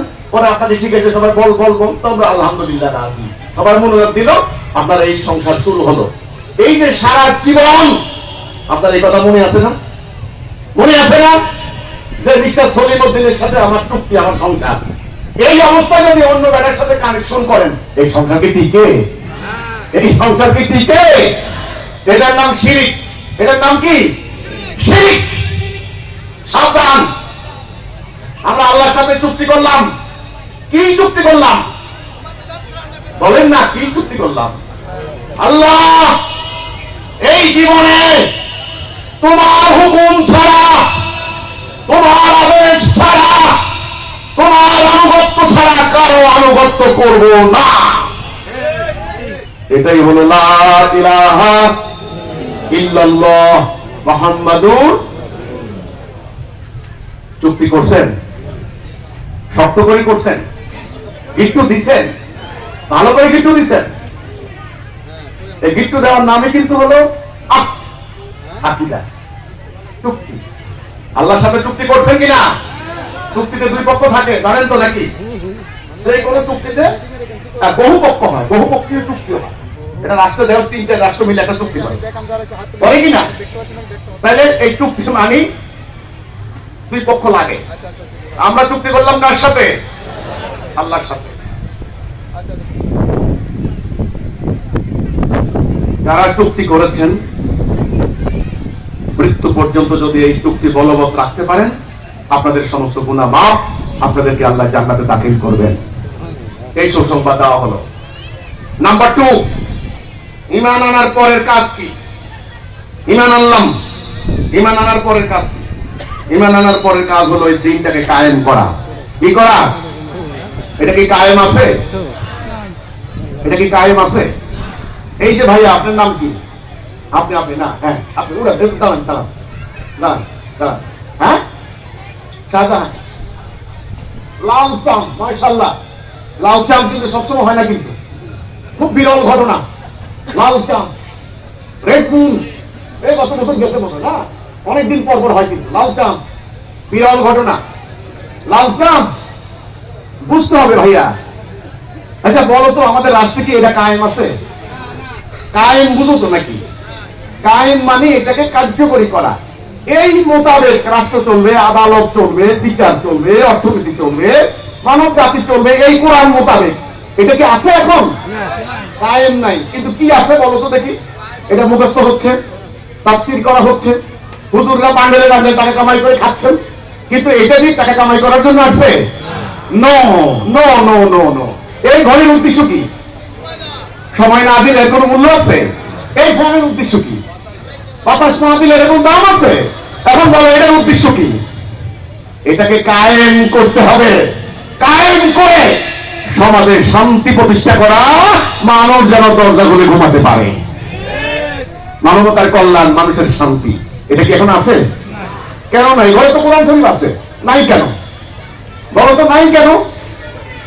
আরে ভাই, তোমাকে এক কোটা ওষুধ দিল, ঔষধ, তুমি ডাক্তারের কাছে গেছো, বললো আমার পেটে ব্যথা, তোমাকে একটা ওষুধ দিছে, তুমি ওষুধটা ঘরে রেখে নিলা, তোর লাভ আছে? ব্যথা ভালো হবে? খাইতে হবে না? এখন বলো বলো, ঘরে ঘরে কোরআন শরীফ আছে না? কি হচ্ছে না? কায়েম নাই। কায়েম করবে কে? মোমেন। কায়েম করবে কে? মোমেন। লালচা বলো, দিন কায়েম করবে কে? মোমেন। মোমেন হওয়ার জায়গা তো আর কোথাও নাই। মোমেন হওয়ার জন্য হিজবুত তাওহীদ দাঁড়িয়েছে। মোমেন হতে হলে সিরাতুল মুস্তাকিমে আসতে হবে। মোমেন হতে হলে ঈমান আনতে হবে। মোমেন হতে হলে জিহাদ করতে হবে। কথা পরিষ্কার? বসবাল চাঁদ, তুমি কষ্ট করে আসছো, তোমাকে মার্ক করে আমি কথা বলছি। তোমার মতো হাজার হাজার লক্ষ লক্ষ তরুণ আজকে পথ হারা, বিভ্রান্ত। এই কোরআন, মহাগ্রন্থ আল কোরআন আমার কাছে থাকা সত্ত্বেও আজ আমরা গোলাম, আজ আমরা 8 কোটি উদ্বাস্ত। আমাদের রাজনীতির নামে ধাপ্পাবাজের রাজনীতি, সুদভিত্তিক অর্থনীতি, ব্রিটিশের তৈরি বিচার নীতি। আজকে নারীদের নিরাপত্তা নাই, শিশুদের নিরাপত্তা নাই। মানুষ কষ্টে, মানুষ আজ অশান্তির আগুনে ঘুমাতে পারছে না। অথচ কোরআন আমার কাছে হীরার টুকরা, আপনার কাছে আপনি ভিক্ষা করে বেড়াচ্ছেন। তাহলে ঈমান আনার পরের কাজ কি? এটাকে কায়েম করতে হবে। ঈমান আনার পরের কাজ কি? এটাকে কায়েম করতে হবে। কায়েম কি এমনি হয়ে যাবে? এমনি হয়ে যাবে? এটা জিহাদ করতে হবে। কি করতে হবে? জিহাদ করতে হবে। এই যে জিহাদ করেছেন নবী, জিহাদ মানে কি? জান মাল দিয়ে আপ্রাণ চেষ্টা, এটা প্রতিষ্ঠা করার চেষ্টা। এই 2 নাম্বার প্রশ্ন, আল্লাহর দিন, দিন কয় প্রকার? দিন কয় প্রকার? একটা আল্লাহ দেওয়া দিন, একটা মানুষের তৈরি করা দিন। এখন দুনিয়াতে চলে কার দিন? মানুষের দিন। আর আমরা দাঁড়াইছি কার দিন কায়েম করতে? আল্লাহর দিন। এটা কে নির্দেশ দিয়েছেন? আল্লাহ। এটা আমার উপর ফরজ। 2 নাম্বার, আল্লাহর জমিনে আল্লাহর দিন কায়েম করার সিদ্ধান্ত কে কে নিয়েছেন? মাশাআল্লাহ, আলহামদুলিল্লাহ, আল্লাহ শুকর, আল্লাহ শুকর, আলহামদুলিল্লাহ। আল্লাহর দিন চাই। আমরা চাই কার দিন? হাত নামান। আমরা চাই কার দিন? আল্লাহর দিন। আমরা কিন্তু মিছিল দিয়েছিলাম আগে, শুনে নাও ইন্টারিম, আমরা চাই আল্লাহর দিন। শুনে নাও ইন্টারিম। এখন তো ইন্টারিম নাই, এরাও ইন্টারিমের মতোই। শুনে নাও ইন্টারিম, আমরা চাই আল্লাহর দিন। আমরা কি চাই? আল্লাহর দিন। কারণ আমরা মোমেন। আমরা কি শয়তানের দিন চাইতে পারি? আল্লাহর দিন। এখন এখানে আমাদের নবীর জীবনের উদ্দেশ্য কি, তিনি কি চেয়েছেন, এটা নিয়ে আমার আলোচনা। সূরা ফাতিহা 28, সূরা সফ 9, সূরা তাওবা 33। ওয়াল্লাযী আরসালা রাসূলাহু বিল হুদা ওয়া দীনিল হক লিইয়ুযহিরাহু আলা দীনি কুল্লিহি ওয়ালাউ কারিহাল কাফিরুন ওয়ালাউ কারিহাল মুশরিকুন ওয়া কাফা বিল্লাহি শাহীদা। ওয়াল্লাযী আরসালা রাসূলাহু বিল হুদা ওয়া দীনিল হক লিইয়ুযহিরাহু আলা দীনি কুল্লিহি ওয়ালাউ কারিহাল মুশরিকুন। এই হলো মূল আয়াতটা। একটা আছে যে ওয়াকাফা বিল্লাহি শাহীদা। ওকে, ফাতিহা 28, সফ 9, তাওবা 33।